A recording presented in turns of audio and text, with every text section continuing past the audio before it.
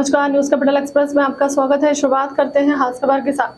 Congress party की राष्ट्रीय महासचिव प्रियंका गांधी ने गोल बाजार में आयोजित महासभा को संबोधित करते हुए जबलपुर संस्कारधानी की जनता को धन्यवाद दिया और उन्होंने कहा कि जबलपुर महान क्रांतिकारियों की जन्मस्थली है और उनका बलिदान सभी भारतीय लोगों के लिए एक वरदान है और मां नर्मदा का पूजन अर्चन करने के बाद महारानी दुर्गावती की प्रतिमा स्थल पर जाकर माल्यार्पण किया। यह हमारे लिए गर्व की बात है। वहीं भाजपा सरकार को आड़े हाथों लेते हुए कहा कि घोषणा करना भाजपा के नेताओं को काम हो गया है और व्यापम भर्ती घोटाला, शिक्षक भर्ती घोटाला और अन्य घोटाले के साथ साथ महाकाल कॉरिडोर को भी नहीं छोड़ा गया। यह घोटालाओं की सरकार है। सरकार ने 225 घोटाले किए हैं और इसका असर जनता पर पड़ रहा है। आने वाले दिनों में विधानसभा चुनाव है और भाजपा पार्टी जनता के साथ छलावा कर रही है। अगर कोई काम करना है तो पहले करते।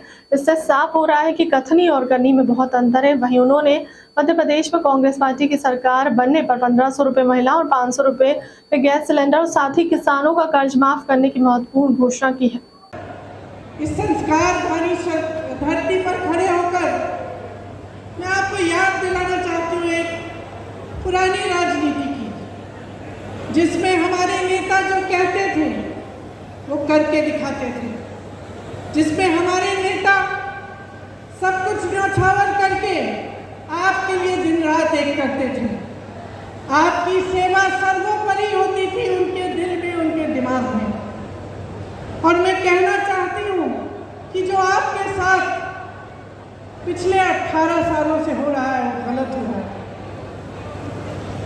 क्योंकि आपका इस्तेमाल हो रहा है, शोषण हो रहा है। आपके सामने आकर तरह तरह के वादे, तरह तरह की घोषणाएं होती हैं और उनको पूरा नहीं किया जाता। धन बल को लेकर धनादेश के बल पर जनादेश को कुचला जाता है। आपको याद है यहाँ पिछले चुनाव में हमारी सरकार बनी थी, आपने बनाई थी, लेकिन जोड़ तोड़ करके पैसे लगाकर हर तरह की चीजों को करके भाजपा के नेताओं ने हमारी सरकार तोड़ी और अपनी सरकार बना दी। चलिए भाजपा की सरकार बन गई, कुछ अच्छा करके दिखाते तो कम से कम कुछ फायदा होता। लेकिन मुझे खुद ताज्जुब हुआ, आज मैं अपनी नोट पढ़ रही थी यहाँ आने के लिए, भाषण देने के लिए, तो मैं पढ़ रही थी कि कितनी बेरोजगारी है, कि शिक्षा के कोई संस्थान नहीं खोले, महंगाई कितनी बढ़ गई है। और मुझे ताज्जुब हुआ ये पढ़ के कि 3 सालों में इन्होंने मात्र 21 सरकारी नौकरी दी है।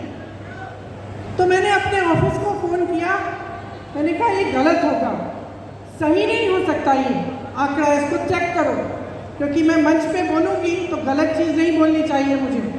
मैंने 3 बार ये आंकड़ा चेक कराया और 3 बार ये जवाब आया कि ये सही आंकड़ा है कि 3 सालों में मात्र 21 नौकरियां दिलवाई हैं।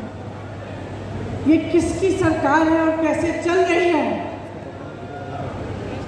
और आप अगर आज जागरूक नहीं होंगे और आप ये समझेंगे नहीं कि ये जो रिश्वत राज चलाया है इन्होंने, जिसकी वजह से जब आपको कुछ भी चाहिए होता है, चाहे आप नौकरी के लिए जाते हैं, चाहे आप छोटे से छोटे काम कराने के लिए निकलते हैं, तो मेरा आपसे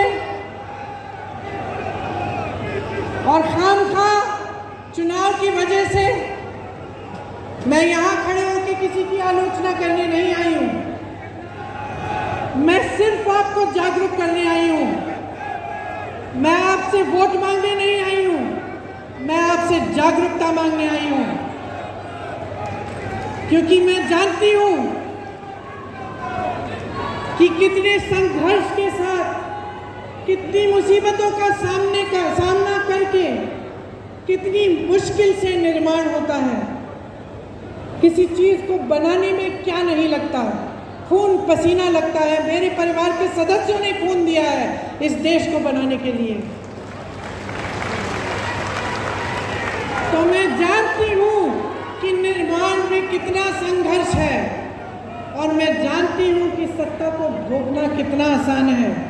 मुझे दिखता है कि क्या हो रहा है और मैं चाहती हूँ कि जो मुझे दिख रहा है वो आपको भी दिखे, सच्चाई दिखे, और सच्चाई के आधार पर, अपने भविष्य के आधार पर, अपने देश और अपनी देश के प्रति आस्था और भक्ति के आधार पर आप अपना वोट डालें। इसलिए आज हमारे प्रचार का, शायद हमारे प्रचार का शुरुआत है। मैं बहुत सौभाग्य की बात मानती हूँ कि ये शुरुआत नर्मदा मैया के तट पर हुआ।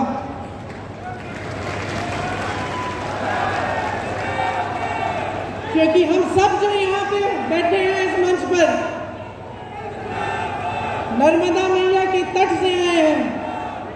हम झूठ नहीं बोलेंगे आपके सामने।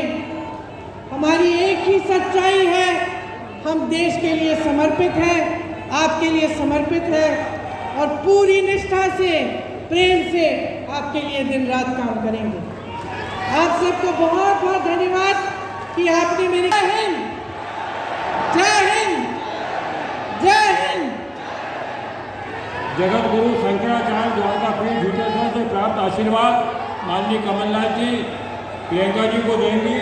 श्री लखन घनघोरिया और संजय यादव उनको दें। ये आशीर्वाद जो दे रहे हैं हमारे झूठेश्वर में जगत गुरु शंकराचार्य का जो पीठ है उनकी ओर से आशीर्वाद है। अब मैं डॉक्टर नीरज जैन से कहूँगा को आभार प्रदर्शन करें। जवाली ऋषि की तपोभूमि में मां नर्मदा के तट पर देश की यशस्वी नेत्री श्रीमती प्रियंका जी और हमारे प्रदेश के पूर्व मुख्यमंत्री, मध्य प्रदेश कांग्रेस कमेटी के अध्यक्ष परम ना कहाँ क्वेश्चन में, ना विंड में, ना बुंदेलखंड में।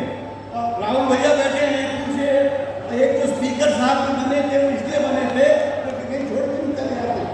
तो इससे बड़ी उपेक्षा कभी इस पूरे रीजन के साथ नहीं हुई है।